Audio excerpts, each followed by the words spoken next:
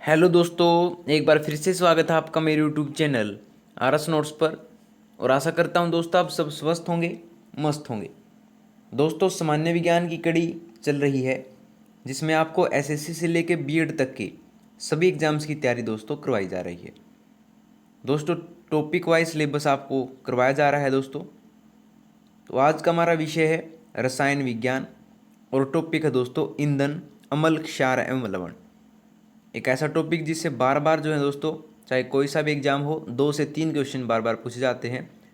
आपको इस वीडियो में जो है वही क्वेश्चन करवाए जाएंगे जो बार बार एग्जाम्स में पूछे जाते हैं और आगे भी पूछे जा सकते हैं। तो आप एक भी क्वेश्चन मिस मत कीजिएगा, वीडियो अंत तक देखिए। और ये सामान्य विज्ञान की कड़ी का दोस्तों पार्ट नंबर 15 होगा। तो आइए दोस्तों शुरू करें। पहला है कि ऑक्टेन संख्या के लिए किस यौगिक का न्यूनतम मान होता है। ऑक्टेन संख्या के लिए किस किस यौगिक का न्यूनतम मान होता है।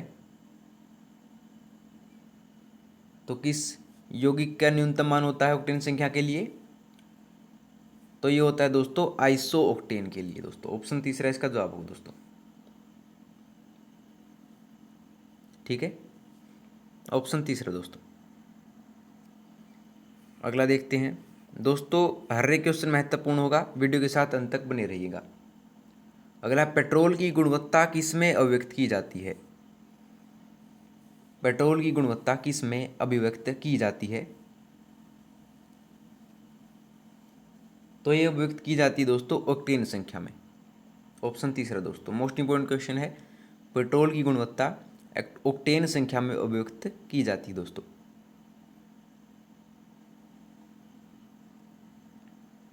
ठीक है, पढ़ते हैं अगले पर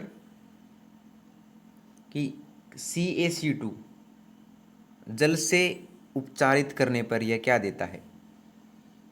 कैल्शियम कार्बाइड जो होता है दोस्तों, जल से उपचारित करने पर क्या देता है? तो ये देता है दोस्तों एसिटिलीन। ऑप्शन 4 दोस्तों। ठीक है, अगला देखिए। अगला, दहन एक कौन सी प्रक्रिया है। दहन कौन सी प्रक्रिया है दोस्तों? तो दहन होती है दोस्तों एक रासायनिक प्रक्रिया होती है दहन दोस्तों।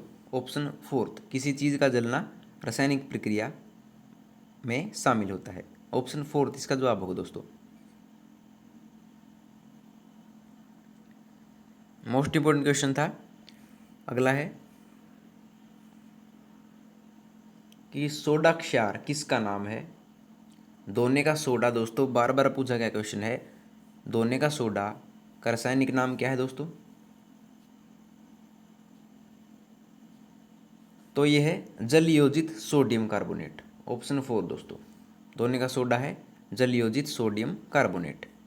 ठीक है, और आपसे पूछ ले खाने का सोडा हो, खाने का सोडा होता है दोस्तों सोडियम हाइड्रोक्साइड।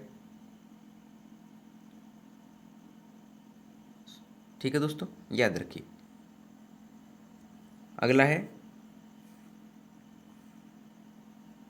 कि नींबू के रस में पीएच का अनुपात कितना होता है। नींबू के रस में पीएच का अनुपात जो है दोस्तों कितना होता है? तो ये अनुपात होता है दोस्तों, ये अनुपात कह लीजिए, अनुपात कह लीजिए। ये होता है दोस्तों ऑप्शन पहला, 7 से कम। ठीक है, नींबू के रस में पीएच का जो माप होता है वो 7 से कम होता है। ऑप्शन पहला दोस्तों, क्योंकि नींबू जो है खट्टा होता है और 7 से कम जो है दोस्तों अमल्य में आते हैं। ठीक है, अगला देखते हैं।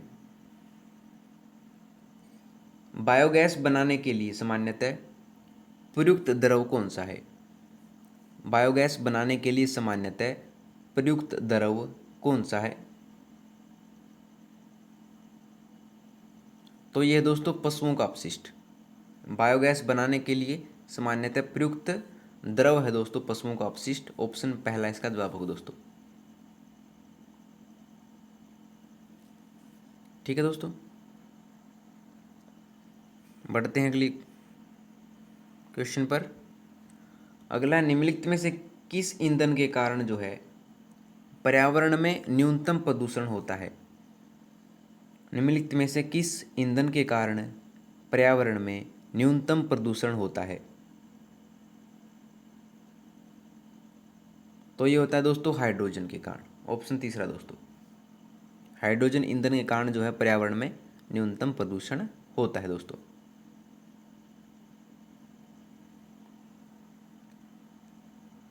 ठीक है, अगला देखिए,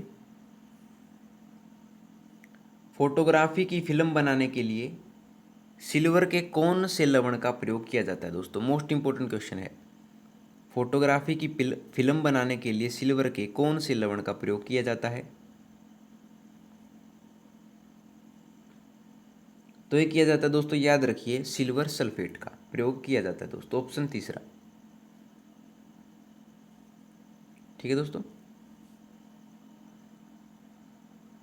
हर एक क्वेश्चन महत्वपूर्ण होगा दोस्तों, आप एक भी क्वेश्चन जो है छोड़िएगा नहीं, वीडियो के साथ अंत तक जुड़े रहिए। अगला, ऑयल ऑफ विट्रियोल का रासायनिक नाम क्या है? ऑयल ऑफ विट्रियोल का रासायनिक नाम क्या है? तो ऑयल ऑफ विट्रियोल का रासायनिक नाम है दोस्तों ये है सल्फ्यूरिक अम्ल। ऑप्शन पहला इसका जवाब होगा दोस्तों। ठीक है, अगला देखिए, अगला, एक सफेद ठोस पदार्थ ए गर्म करने पर एक गैस निकालता है जो चूने के पानी का दूधिया बना देता है। बचा हुआ पदार्थ गर्म अवस्था में पीला रहता है लेकिन ठंडा होने पर श्वेत हो जाता है। तदनुसार वह ठोस ए क्या है? तो वह है दोस्तों जिंक कार्बोनेट। ऑप्शन दूसरा दोस्तों इसका जवाब होगा। ठीक है, जिंक कार्बोनेट का फॉर्मूला होता है दोस्तों ZnCO3 दोस्तों, ये भी याद रखिएगा। चलते हैं अगले पर। किस श्रेणी में सभी ऑक्सीकरण स्थितियों में नाइट्रोजन विविध प्रकार के यौगिक बनाती है? किस श्रेणी में सभी ऑक्सीकरण स्थितियों में नाइट्रोजन विविध प्रकार के यौगिक बनाती है? तो ये बनाती है दोस्तों -3 से +5 के बीच में। ऑप्शन पहला दोस्तों।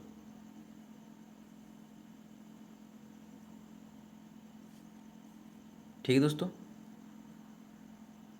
बढ़ते हैं अगले पर कि दूध को दही में परिवर्तित करने की प्रक्रिया क्या कहलाती है? दूध को दही में परिवर्तित करने की प्रक्रिया कहलाती है दोस्तों, ये कहलाती है, बार बार पूछा गया क्वेश्चन है, खमीरीकरण या खमीर उठाना इसको कहा जाता है दोस्तों, इस प्रक्रिया को। ऑप्शन तीसरा दोस्तों।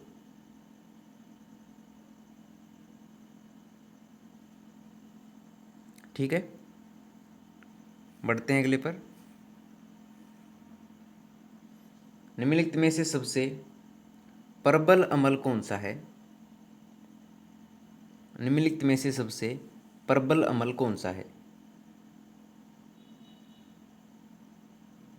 तो प्रबल अम्ल है दोस्तों ट्राइक्लोरो एसिटिक अम्ल, प्रबल अम्ल है। ऑप्शन 4 दोस्तों, ट्राइक्लोरो एसिटिक अम्ल सबसे प्रबल अम्ल है।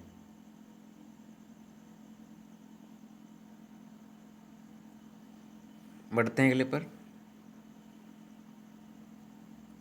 कि पेयजल में ब्लीचिंग पाउडर का प्रयोग किस रूप में किया जाता है? पेयजल में ब्लीचिंग पाउडर का प्रयोग जो है किस रूप में किया जाता है? तो ये किया जाता है दोस्तों, याद रखिए, रोगाणुनाशी प्रक्रिया में। ऑप्शन पहला दोस्तों। ठीक है, अगला देखते हैं, प्रति अम्ल के रूप में प्रयोग किया जाने वाला क्षारक कौन सा होता है? प्रति अम्ल के रूप में प्रयोग किया जाने वाला क्षारक कौन सा होता है? तो ये होता है दोस्तों मैग्नीशियम हाइड्रोक्साइड, प्रति अम्ल के रूप में प्रयोग किया जाता है। ऑप्शन तीसरा दोस्तों।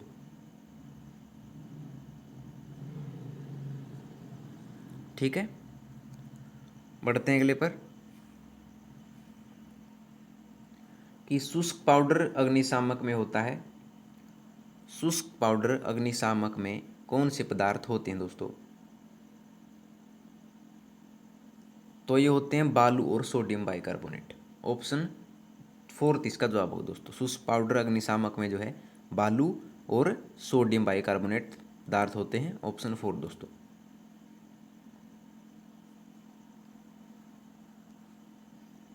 अगला देखिए कि ऑक्सी एसिटिलीन ज्वाला का तापमान लगभग कितना होता है? ऑक्सी एसिटिलीन ज्वाला का तापमान लगभग कितना होता है?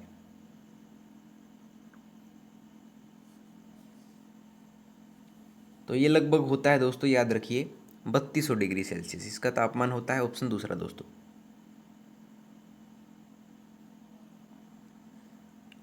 ठीक है, अगला देखिए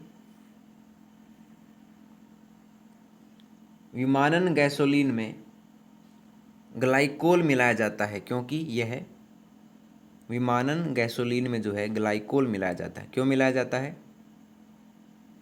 क्योंकि पेट्रोल के हीमोग्लोबिन को ये रोकता है दोस्तों। ऑप्शन तीसरा इसका जवाब होगा।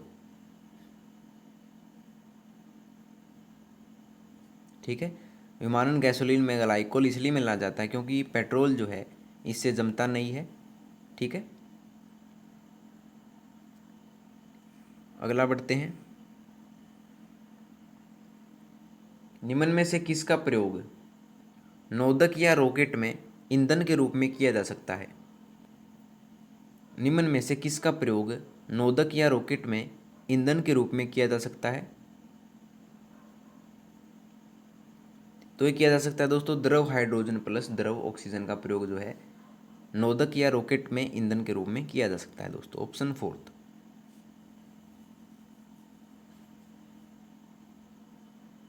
ठीक है, अगला देखिए पेट्रोलियम अग्नि के लिए कौन से प्रकार अग्निशामक प्रयोग किया जाता है? पेट्रोलियम अग्नि के लिए कौन से प्रकार का अग्निशामक प्रयोग किया जाता है? तो ये किया जाता है दोस्तों फोम प्रकार के अग्निशामक का प्रयोग किया जाता है। पेट्रोल में अगर आग लग जाए दोस्तों तो किस प्रकार से जो है बुझाएंगे उसको? तो वो फोम प्रकार के अग्निशामक से उसको बुझाया जाता है दोस्तों। ऑप्शन पहला। ठीक है, मोस्ट इंपोर्टेंट क्वेश्चन था। अगला देखते हैं पेट्रोल से लगी आग को बुझाने में जल प्रभावी नहीं होता है क्योंकि अगर पेट्रोल से आग लगी हो तो जल उसको बुझाने में प्रभावी नहीं होता है दोस्तों। क्यों नहीं होता है? क्योंकि जल और पेट्रोल एक दूसरे में अमिश्रणीय हैं और पेट्रोल ऊपरी परत बनाता है अतः जलता रहता है। ठीक है, ऑप्शन 4 दोस्तों।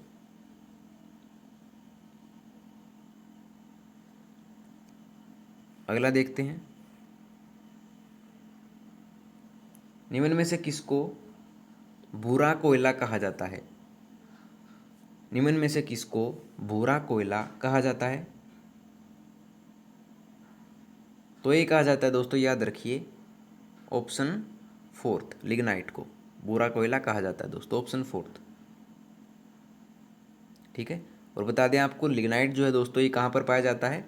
ये पाया जाता है नवेली तमिलनाडु में लिग्नाइट पाया जाता है सबसे भारी मात्रा में दोस्तों। तमिलनाडु में पाया जाता है, ये भी याद रखिएगा। ठीक है, अगला देखते हैं कि अग्निशामक वस्त्र किससे बनाए जाते हैं?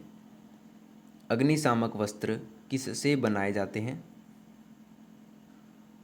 तो ये बनाए जाते हैं दोस्तों एस्बेस्टस से जो है अग्निशामक वस्त्र बनाए जाते हैं। जो आपने फायर ब्रिगेड में जो अग्निशामक वाले लोग होते हैं दोस्तों, आप उनको देखा होगा, उनके एक विशेष प्रकार की ड्रेस पहने हुए होते हैं।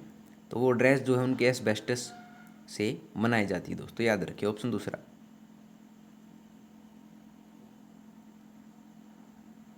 ठीक है, अगला देखिए कि पेट्रोल की स्फोटक रोधी गुणवत्ता बढ़ाने के लिए निम्न में से किसका प्रयोग किया जाता है?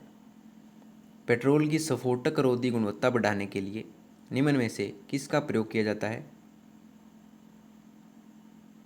तो ये प्रयोग किया जाता है दोस्तों, याद रखिए, टेट्रा एथिल शीशे का। ऑप्शन दूसरा दोस्तों।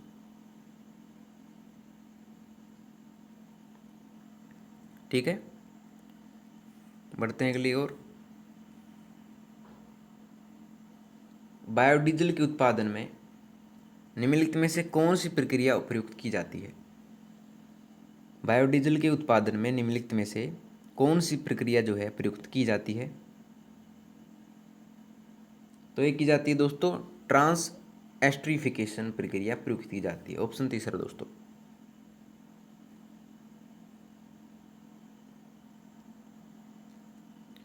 देखते हैं अगला।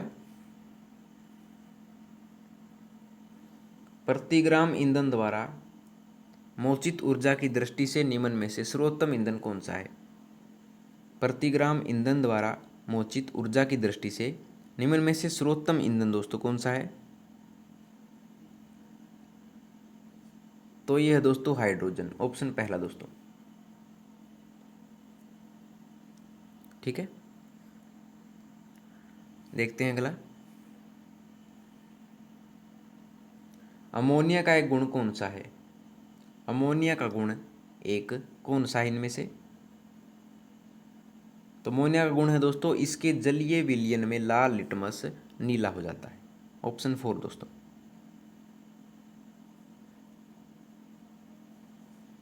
ठीक है, बढ़ते हैं अगली ओर। कोयले की खानों में प्राय विस्फोट करने वाली गैस कौन सी है? कोयले की खानों में प्राय विस्फोट करने वाली गैस कौन सी है? तो ये है दोस्तों मैथेन। ऑप्शन फोर दोस्तों। ठीक है, चलते हैं अगली ओर। कि टेट्रा एथिल लेड या TEL जिसे कहा जाता है, निम्नलिखित में से क्या है? टेट्रा एथिल लेड क्या है? तो ये है दोस्तों अपस्फोटरोधी यौगिक। क्या है? टेट्रा एथिल लेड अपस्फोटरोधी यौगिक होता है, जिसे एंटीनो कहा जाता है। ऑप्शन फोर दोस्तों।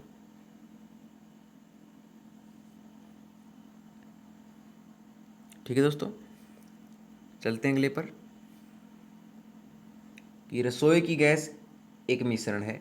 बार बार पूछा गया क्वेश्चन दोस्तों, रसोई की गैस एक मिश्रण है।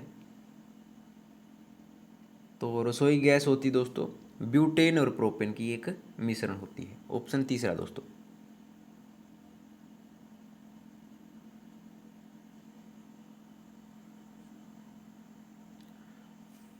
चलते हैं अगली प्रश्न पर।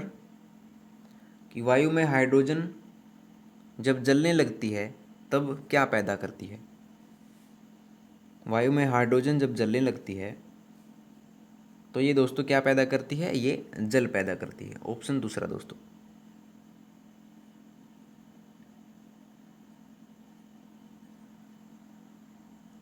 अगला देखिए। कि निम्नलिखित में से किस द्रव का घनत्व सबसे कम है? निम्नलिखित में से किस द्रव का जो घनत्व है सबसे कम है? तो ये है दोस्तों पेट्रोल का घनत्व सबसे कम है। ऑप्शन तीसरा दोस्तों।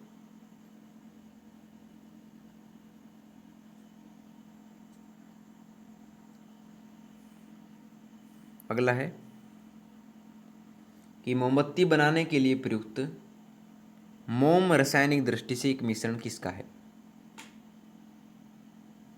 मोमबत्ती बनाने के लिए प्रयुक्त मोम रासायनिक दृष्टि से किसका मिश्रण होता है? तो ये होता है दोस्तों, याद रखिए, ऑप्शन पहला, एलिफेटिक हाइड्रोकार्बनों का ये मिश्रण होता है। ऑप्शन पहला दोस्तों। ठीक है, इंटरेस्टिंग क्वेश्चन दोस्तों सभी, एक भी क्वेश्चन आप दोस्तों छोड़िएगा नहीं। अगला, बायोगैस का मुख्य घटक क्या है? मोस्ट इंपोर्टेंट क्वेश्चन है दोस्तों, बार बार पूछा गया क्वेश्चन है। बायोगैस का मुख्य घटक क्या है? तो ये है दोस्तों मैथेन। मैथेन जो है बायोगैस का मुख्य घटक है। ऑप्शन दूसरा इसका जवाब होगा दोस्तों।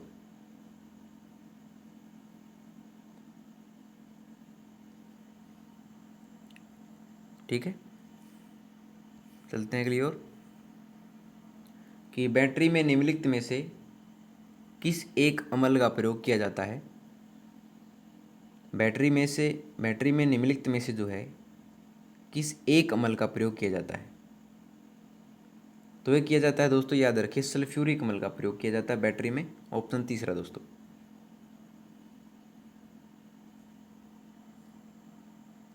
ठीक है, अगला देखिए, लिटमस प्राप्त किया जाता है दोस्तों। मोस्ट इंपोर्टेंट क्वेश्चन आपके सामने है। लिटमस जो है किससे प्राप्त किया जाता है। तो लिटमस जो है दोस्तों, याद रखिए, लाइकेन से प्राप्त किया जाता है। ऑप्शन 4 दोस्तों। ठीक है, अगला है कि निम्नलिखित में से कौन सी पेट्रोलियम मोम है। निम्नलिखित में से कौन सी पेट्रोलियम मोम है। तो ये है दोस्तों पैराफिन मोम, जो है पेट्रोलियम मोम होती है। ऑप्शन तीसरा दोस्तों इसका जवाब होगा।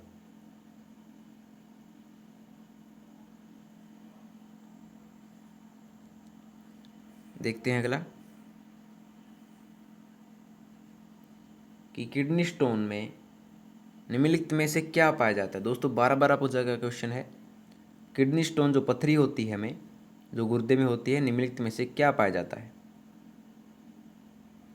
तो ये पाया जाता है दोस्तों कैल्शियम ऑक्सलेट, जो कि बार जो है एसएससी CHSL में पूछा गया क्वेश्चन है ये। किडनी स्टोन में जो है कैल्शियम ऑक्सलेट पाया जाता है। ऑप्शन दूसरा दोस्तों।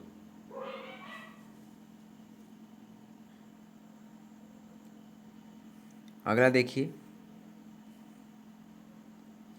ऑटोमोबाइल वाहनों द्वारा निष्कासित मुख्य हानिकारक गैस जिससे वायु प्रदूषण होता है, निम्नलिखित में से कौन सी है। ऑटोमोबाइल वाहन जो होते हैं उनसे मुख्यतः कौन सी गैस निकलती है जो हानिकारक होती है दोस्तों।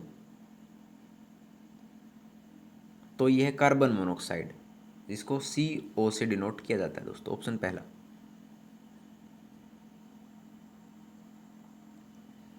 ठीक है,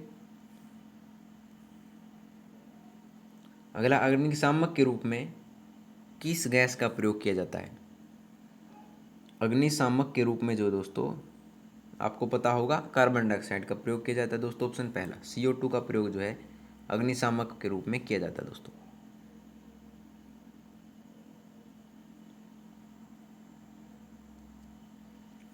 चलते हैं अगले पर। पेट्रोलियम एक मिश्रण है। पेट्रोलियम जो है दोस्तों किसका मिश्रण है। तो ये है दोस्तों हाइड्रोकार्बनों का एक मिश्रण है पेट्रोलियम। ऑप्शन तीसरा इसका जवाब होगा दोस्तों।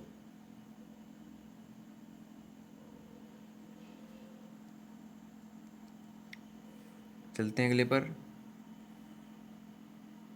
कि कोका कोला का खट्टा स्वाद किसके अस्तित्व के कारण होता है। कोका कोला का खट्टा स्वाद जो है किसके अस्तित्व के कारण होता है। तो ये होता है दोस्तों फोरिक अम्ल के कारण जो है। कोका कोला आपने पी होगी कभी, उसमें खट्टा स्वाद आपको मिलेगा उसका, तो वो है फास्फोरिक अम्ल के कारण वो स्वाद होता है दोस्तों। ऑप्शन दूसरा इसका जवाब होगा।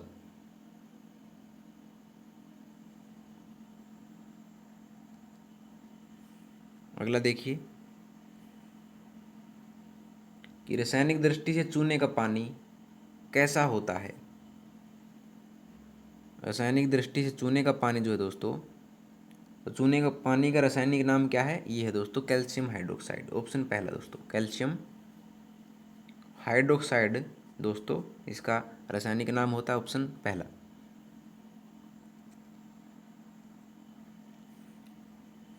देखते हैं अगला कि हाइड्रोकार्बन का प्राकृतिक स्रोत क्या है। हाइड्रोकार्बन का प्राकृतिक स्रोत क्या है दोस्तों। तो ये है जीवबार, हाइड्रोकार्बन का प्राकृतिक स्रोत है। ऑप्शन दूसरा इसका जवाब होगा दोस्तों।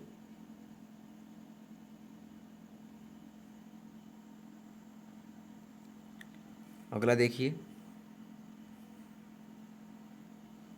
कि निम्नलिखित में से कौन सा एलपीजी का प्रमुख घटक है। कौन सा जो है एलपीजी का प्रमुख घटक है, तो ये है दोस्तों ब्यूटेन जो है एलपीजी का प्रमुख घटक होता है। ऑप्शन 4 इसका जवाब होगा दोस्तों।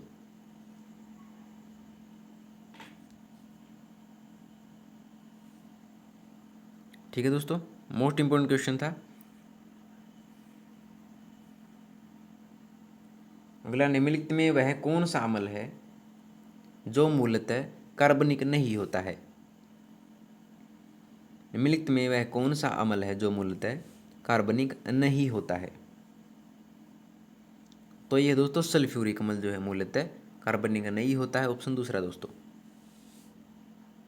ठीक है, H2SO4 इसको ऐसे डिनोट किया जाता है दोस्तों, याद रखिए। अगला है कि प्राकृतिक गैस का मुख्य घटक क्या है। प्राकृतिक गैस का मुख्य घटक क्या है दोस्तों, तो यह है मैथेन। प्राकृतिक गैस का मुख्य घटक है दोस्तों मैथेन। ऑप्शन 4, ऑप्शन पहला दोस्तों।